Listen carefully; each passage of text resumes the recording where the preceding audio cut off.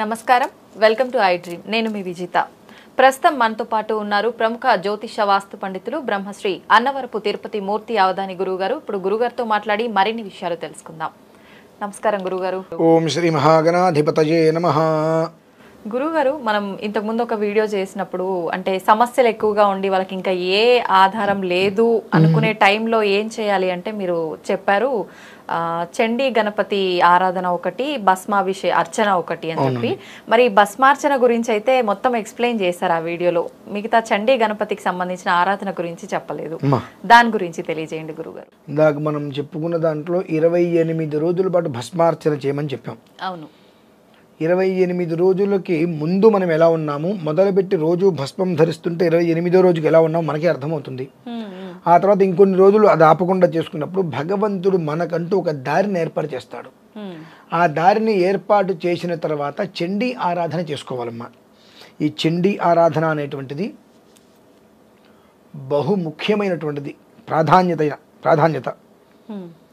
700 శ్లోకాలు ఉంటాయి మా చండీలో. ఓకే.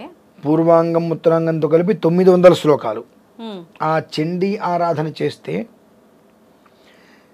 దేవి యాగము చేసిన ఇంద్రునకు అక్షయ సంపదలు అమ్మవారి చేసిందండి. దేవి పరుడు ధర్మధ్వజునకు చక్కటి సంతానం ఇచ్చింది. శంకరు యతివరు ప్రార్థన మేరకు బంగారు వర్షం కురిపించింది అమ్మవారు. కనకధారా స్తోత్రాన్ని శంకరాచార్య స్వామి వారు పారాయణ చేస్తే అమ్మవారు బంగారు వర్షం కురిపించింది. అంత విశేషమైంది చండీ ఆరాధన. మీరు మామూలుగా చూడండి, ఎన్నో హోమాలు మనం చూస్తూ ఉంటాం, అనేక రకములైన హోమాలు చూస్తుంటాం. అన్ని హోమాలలో కూడా ఎండు ద్రాక్ష, ఎండు ఖర్జూరం ఇటువంటివి వేస్తూ ఉంటాం. చండీకి మాత్రం అన్ని పచ్చి పదార్థాలే వేస్తామండి. పచ్చి పదార్థాలు మాత్రమే మనం వేసి హోమం చేస్తాం. ఏంటవి పచ్చి పదార్థాలు అంటే? గుమ్మడికాయ, కొబ్బరికాయ, చెరుకు ముక్కలు, జామకాయలు, దానిమ్మ, విప్ప పువ్వు పచ్చివే. గుమ్మడికాయ కూడా మనం ఏం చేస్తుంటామంటే ముక్క కోసి ఇంత ముక్క హోమంలో వేస్తాం. కానీ ఆ కూష్మాండ మహాహోతి మహోష్యామి నమ స్వాహ అన్నప్పుడు ఆ గుమ్మడికాయని 2 ముక్కలు చేసి అంత పెద్ద గుమ్మడికాయని వేసేయాలి. ఆవిడకి తృప్తి రావాలి కదా. అవునవును. ఇప్పుడు మనం ఉన్నాం, ఇంత జన్మించాం. ఇంత జన్మించినప్పుడు మనం ఎంత తింటాం? తక్కువగా. కాస్త పెద్దయ్యాం, కొంచెం ఇంకా పెద్దయ్యాం, ఓ మోస్తరు తింటాం, ఇంకా పెద్దయ్యాం. మామూలుగా అంటే మన కడుపుకి ఎంతవరకు సరిపోతే మనం తినగలమో మనకు తెలుస్తుంది. అలానే ఒక అమ్మవారిని మనం ఆవాహన చేసి ధ్యానం చేసి ఆరాధన చేసినప్పుడు ఆ చండీకి అక్కడ మూలమంత్రంగా మనం ఏ విధానంలో విగ్రహాన్ని అనుసరించాము అనేటువంటి దృష్టిలో ఉంచుకొని ఆ ఆహారం కూడా అంటే ద్రవ్య రూపంలో ఇచ్చేటువంటిది కూడా ఆ గుమ్మడికాయని ముక్క చేసి 2-3 గుమ్మడికాయలు తెచ్చుకోవాలి. ముక్క చేసి మొత్తం వేసేయాలి ఆహుతులు అన్నప్పుడు. అలానే చెరుకు ముక్కలు కూడా పెద్ద గడ తీసుకొచ్చి దాన్ని ఒక 9 ముక్కలు 10 ముక్కలు చేసి మొత్తం ఒకేసారి వేసేస్తే ఆ మనకు పూర్ణాహుతి సమయానికి మొత్తం అమ్మవారు హుతం చేసేసుకుంటుందండి. అంటే మనకు పూర్ణాహుతి అంటే మనం హోమానికి ఏ ద్రవ్యాలు తీసుకొస్తున్నామో హోమం చేయగా మిగిలిన ద్రవ్యాలని హోమం చేసాం పూర్ణాహుతి. అంతేగాని పూర్ణాహుతి సెట్ తీసుకొచ్చి 108 రకాల సెట్ తీసుకొచ్చి హోమం చేయడం కాదండి. అలా పూర్ణాహుతిగా ఉండి చేసే సమయానికి అక్కడ ఉండి వేసిన పదార్థాలు మొత్తం హుతం అయిపోతుంది. దాన్ని చండీ ఆరాధన అని అంటారు. అది మామూలుగా ఇవాళ ఒక పూటలో అయిపోతూ ఉంటుంది, కానీ అది 3 రోజులు దాని విధానం, చండీ విధానం. అంత తేలిగ్గా అయిపోయేటువంటిది కాదు. 9 పారాయణలు చేస్తేనే 10వది హోమం చేయడానికి వీలుంటుంది. అంటే ఒక హోమం చేయాలంటే 10వసారిగా 9 పారాయణలు చేయాలి. చేస్తే కానీ హోమానికి అర్హత ఉండదు. ఆ విధానాన్ని 3 రోజులు చేయాలి. ఆ 3 రోజులు ఆ విధానాన్ని అనుసరించాలి అని అంటే మనం దక్షత కలిగి ఉండాలి, దీక్షతో. ఇట్లా 28 రోజులు ఇది మనం చేసుకున్నాం. తర్వాత ఇంకొక 28 రోజులు కూడా మీరు చేసుకోండి, అది ఆపక్కర్లా. చేసుకున్నప్పుడు భగవంతుడు నీకు ఒక దారి చూపిస్తాడు. ఆ దారి చూపించినప్పుడు వెంటనే దాన్ని అభివృద్ధి చేసుకోవడం కోసం చండీ ఆరాధన.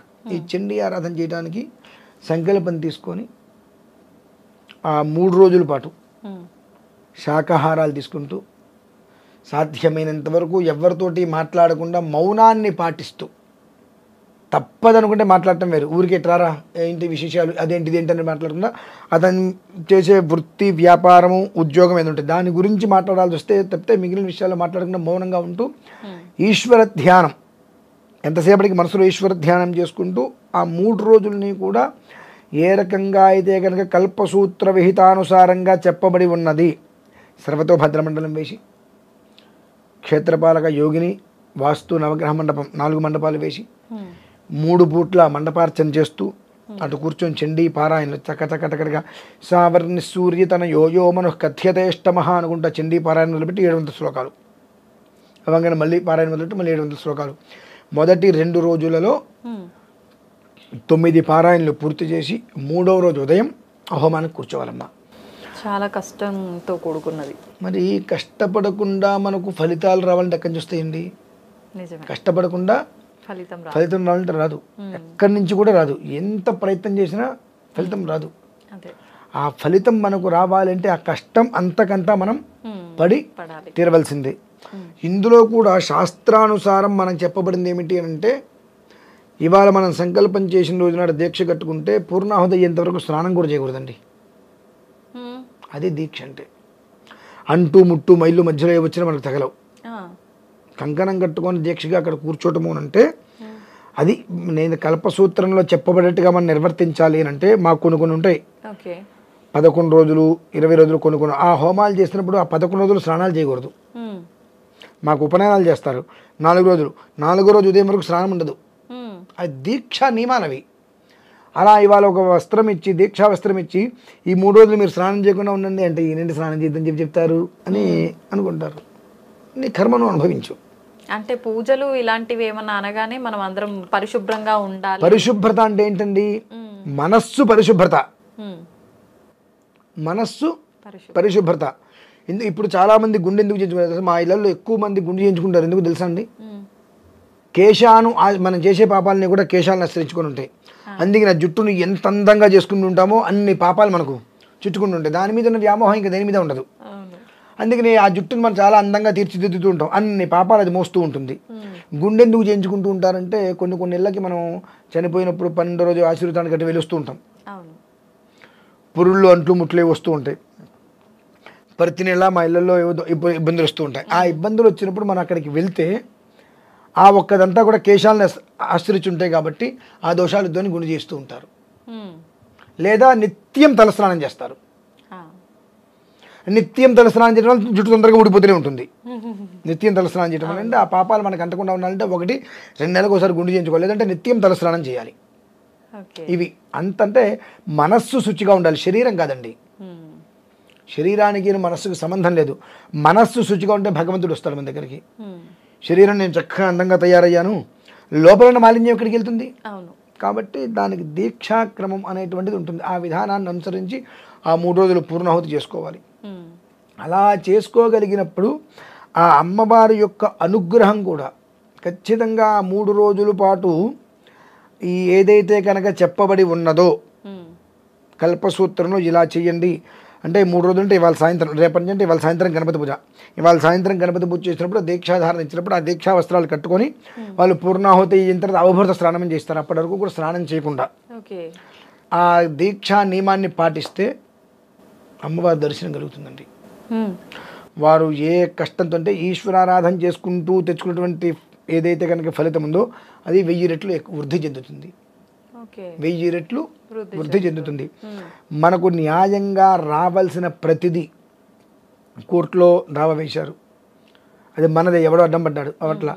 ఈ విధానాన్ని అనుసరించినప్పుడు అది ధర్మంగా మనదైతే మన దగ్గరికి పరిగెత్తుకుని వస్తుందండి. అది మనం కోర్టులోకి వెళ్ళి ఫైట్ చేయకర్లా, అవతల వ్యక్తి దాన్ని విరమించుకుంటాడు.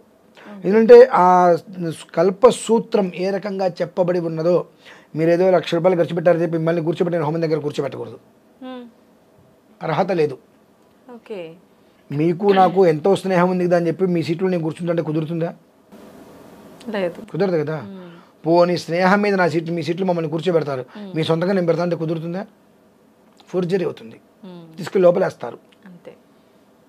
కాబట్టి ఎవరు ఏది చెయ్యాలో వాళ్ళు అది చెయ్యాలి. దీక్షా నియమం పాటించి ఎలా ఉండాలో అలా ఉండాలి. మేము ఆ విధానాన్ని ఎలా అనుసరించాలో అలా అనుసరించినప్పుడు ఆ 3 రోజులు పూర్తి అంటే 3 ఉదయాలు 3 రాత్రులు పూర్తయ్యేటప్పటికీ వాళ్ళ స్వప్న సాక్షాత్కారం, అమ్మవారి యొక్క స్వప్న సాక్షాత్కారం జరుగుతుంది. అంతేకాకుండా నువ్వు ఏ సంకల్పంతో ఆ విధానాన్ని ఆచరించావో అది నెరవేరుతుందండి. అంత చండీ విధానం అనేటువంటిది అంటే కలియుగంలో చెప్పబడినవి చాలా తక్కువ.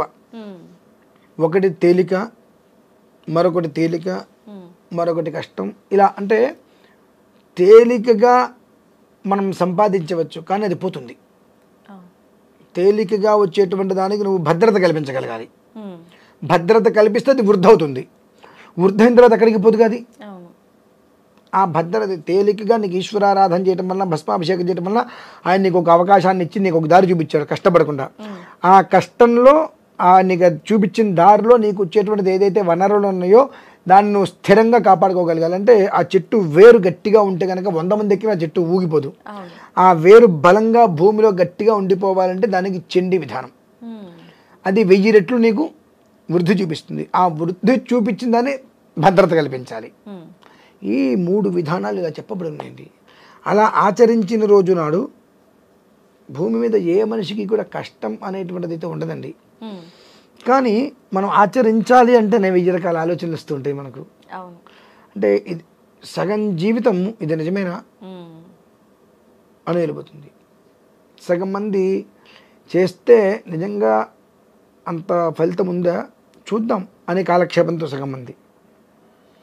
నేను డబ్బులు ఖర్చు పెడుతూ నేను హోమం దగ్గర కూర్చోకుండా ఎందుకు చేయాలి అని కొంతమంది. బాగానే ఉందయ్యా, నువ్వు ఇల్లు కట్టుకుంటున్నావు, డబ్బులు ఇస్తున్నావు, నువ్వు ఇల్లు అక్కడ కలుపుకుంటున్నావు, అన్ని పనులు నువ్వు చేస్తున్నావా? దేని విధానం దాంది. ఇప్పుడు నువ్వు వెళ్ళి నేను ఇసుక కలుపుతాను, సిమెంట్ కలుపుతానంటే నీకు ఎంత కలపాలో తెలీదు, ఏదో కలిపావు, పోయింది మొత్తం. అక్కడ క్యూరింగ్ చేయాలి, వాటర్ కట్టాలి, అవన్నీ నువ్వు చేయకపోతే ఏమవుతుంది? నువ్వు కట్టుకున్న ఇల్లు నీకే కూలిపోతుంది. అది అంటే నా దగ్గర ఎంత డబ్బు ఉన్నప్పటికీ కూడా నా ఇల్లు నేను కట్టుకుంటాను అంటే కుదరదు కదా. దేనికి నిష్ణత కలిగిన వ్యక్తులు దానికి ఉంటారు. అది నువ్వు నిర్వర్తించగలగాలి. నేను కూర్చుంటాను చేస్తాను అంటే 1 కోటి రూపాయలు పెట్టి కారు కొన్నావు, డ్రైవర్ని పెట్టుకోవాల్సిందే కంపల్సరీ. డ్రైవర్ని పెట్టుకు తీరవలసిందే. నేనే డ్రైవింగ్ చేస్తాను, ఎంత దూరం డ్రైవింగ్ చేస్తారు? ఒక స్థాయి వరకు దాటి మీరు చేయలేరు. అంటే ప్రతి దానికి ఒక నిర్దిష్టత అనేది ఉంటుంది. 10 కోట్లు పెట్టి కారుకుని అందులో అంటే పెట్రోల్ ఎంత వెళ్తుంది కదా. అలానే ఆరాధన అనేటువంటిది ఎలా చెప్పబడి ఉన్నది అనేటువంటి విషయాన్ని దృష్టిలో ఉంచుకొని దాన్ని అనుసరిస్తే ఆ ఫలితం అనేటువంటిది చాలా అద్భుతంగా వస్తుందండి. అది విషయం. ధన్యవాదాలు గురుగారు.